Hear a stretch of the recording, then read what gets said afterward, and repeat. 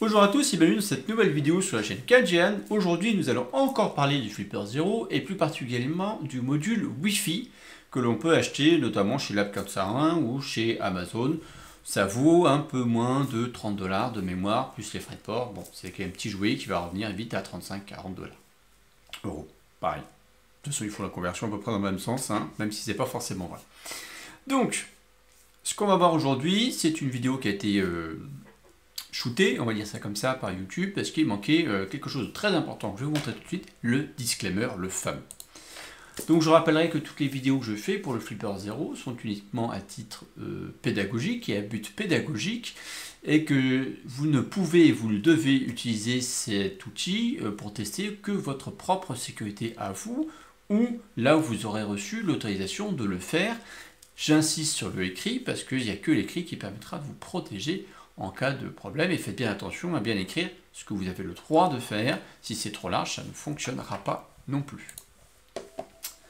Donc aujourd'hui, ce qu'on va faire, c'est qu'on va utiliser le module Wi-Fi. Donc le module Wi-Fi, pour rappel, c'est la petite carte qui est ici. Voilà, donc là, elle est dans une case que j'ai imprimée en 3D, que vous pouvez retrouver sur ma boutique, d'ailleurs au passage. Donc l'idée, c'est qu'on va utiliser notre copain QFlipper, ici pour voir un peu de ce qu'on fait. Donc pour rappel, si vous ne les avez pas installés, vous pouvez aller sur lab.flipper.net pour installer des applications qu'on va utiliser là, ou directement avec l'application mobile, le hub, vous pouvez installer des applications. Si comme moi vous êtes sur le firmware Momentum 9 ou les autres, hein, vous avez directement accès à ces applications. Donc vous allez dans GPIO, vous descendez dans ESP. Petite information, je le rappelle, si jamais vous devez utiliser votre carte, ce qui est pratique et un bon conseil à faire, c'est dès que vous changez de façon de firmware, vous reflashez votre carte Wi-Fi. Et dans l'idée, n'hésitez pas à la reflasher dès que vous voulez l'utiliser. J'avais fait une vidéo en début 2025 sur comment bien flasher votre carte Wi-Fi. Donc, vous allez dans ESP Wi-Fi Marauder, parce que j'ai flashé ma carte ESP32 avec le firmware Marauder, très important. Donc, on va aller dedans. Pour rappel, on a le scan des apps, donc des access points, donc les points d'accès qu'on va avoir sur les réseaux Wi-Fi, d'accord. Les stations, ce sont vos devices, d'accord. Donc téléphone, smartphone, tablette, PC, IoT, tout ce que vous pouvez avoir de connecté sur votre réseau Wi-Fi. Alors, je vais juste faire ça, parce que j'aime bien quand c'est affiché. Ici en couleur, vous voyez quand même nettement mieux qu'il y a quelque chose qui se passe. Oui, pour rappel, le QFlipper, ceux qui n'ont pas l'habitude, ça me permet de maîtriser et d'utiliser directement mon Flipper Zero, hein, qui est posé ici sur mon clavier, hein, sur son petit support et sur mon clavier. Donc je vais caler, hop, ici. Ce qui est important, c'est ce qui va se passer juste là. Vous voyez qu'ici, on a un réseau Wi-Fi connecté et on va faire en sorte qu'il ne soit plus dans quelques temps. Donc, ce que je vais faire, c'est que je vais me mettre dessus. Donc vous voyez, ici on est connecté sur une Netzo CPL. Donc ce qu'on va faire, c'est qu'on va lancer un scan des access points. Donc on lance le scan. Voilà. Une fois qu'on a laissé le scan, ce qu'on peut faire, c'est qu'on peut lister les access points que l'on a récupérés. Donc on va faire la liste. Bon, j'en ai que 2, il ne m'intéresse pas. Donc je n'ai pas celui que je voulais. Donc je vais relancer l'access scan. Voilà, donc on va le laisser faire. Généralement, c'est pas très long, hein, c'est comme un scan que vous faites avec votre PC ou avec votre téléphone. Hein. Il va venir tout simplement scanner les différents réseaux et voir si vous avez quelque chose d'intéressant. Donc là, on a celui que je veux. Ici, j'ai le Netzo CPL, donc parfait. Donc je peux revenir. Une fois qu'on a celui qu'on voulait cibler, on fait liste A, donc là, celui qui m'intéresse, c'est donc le numéro 1. Retenez bien le petit numéro qui est devant, en fait, le petit numéro que vous avez là, donc 0, 1, 2. Donc maintenant, on va sélectionner l'access point que l'on veut attaquer. On va faire un 1.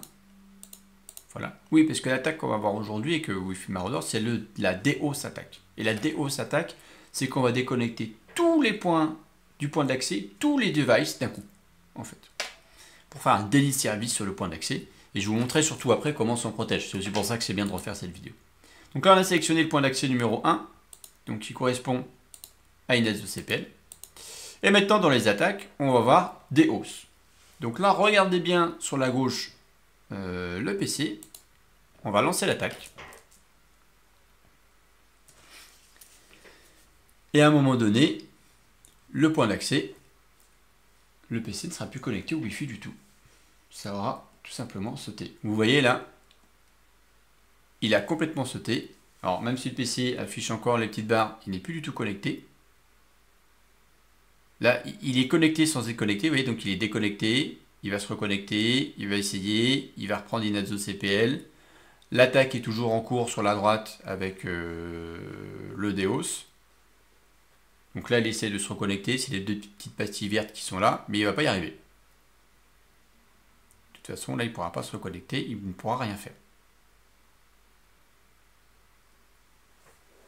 Parce que là, de toute façon, si on fait ça, il essaye, hein, mais là, il n'est toujours pas connecté. Tant que les deux tournent, c'est-à-dire qu'il ne l'est pas. Donc ce que je vais faire, c'est que je vais faire retour sur le Flipper 0. Vous allez voir que d'un coup, ça va se passer beaucoup mieux pour lui. Voilà. Et donc là, il va finir par réussir à se connecter. Et là, il est revenu, il s'est reconnecté. Et si je relance l'attaque, hein, pour bien vous montrer que ça fonctionne, donc je vais relancer l'attaque. Donc là, l'attaque est en cours. Et le point d'accès va se faire shooter. Pour rappel, voilà, donc là, le point d'accès s'est fait shooter. Autre rappel, ce qui est important de savoir, c'est que sur les modules Wi-Fi du Flipper 0, quel que soit ce que vous trouvez, vous prenez, j'en ai un sous la main là, hop, par exemple les tout petits comme ça, je vais vous le montrer là plutôt, les tout petits comme ceci, que je suis en train de tester, il ne veut pas faire le focus dessus, voilà, voir si ça fonctionne bien avec le Flipper 0, ou des gros, des ESP32 que vous allez trouver sur le marché, pour l'instant, ils le font tous que du 2,4 GHz. Donc là, mon point d'accès SECPL, c'est un 2,4 GHz. Ce qui me permet d'être sûr de pouvoir, sur ce 2,4 GHz, d'accord, de pouvoir le DEOS et donc d'éjecter tous les points d'accès qui sont connectés. Ça, c'est très important. Donc, je vais arrêter, je vais le laisser tranquille. Donc ça, c'est ce qu'on appelle une DEOS attaque. Donc pour rappel, une DEOS attaque, c'est on va déconnecter les points d'accès. Maintenant, comment on fait pour se protéger de tout ça?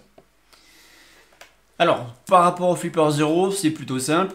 Utilisez un réseau 5 GHz et c'est bon. Mais si vous avez un PC portable qui fait du 5 GHz et qui a des cartes Wi-Fi assez intéressantes comme celle-ci par exemple, donc ça c'est une carte alpha, je vous mettrai le lien en description si vous voulez, vous pouvez la trouver sur YouTube. C'est assez cher, ça vaut 60 € je crois que je l'ai payé. Par contre, moi ça m'a permis de résoudre des problèmes de performance Wi-Fi sur mon vieux PC et aussi de faire des attaques Wi-Fi sur mes réseaux Wi-Fi à moi. Donc, ça ne va pas vous protéger. Pour vraiment vous protéger, il faudrait monter sur une nouvelle norme, à la 802.11W. Du coup, je vais enlever ça parce qu'on n'a plus besoin.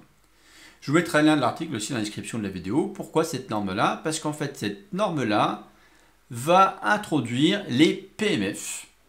Et donc les PMF, il réexplique un petit peu plus loin, pour pas que je vous dise de bêtises, c'est les Protected Management Frame.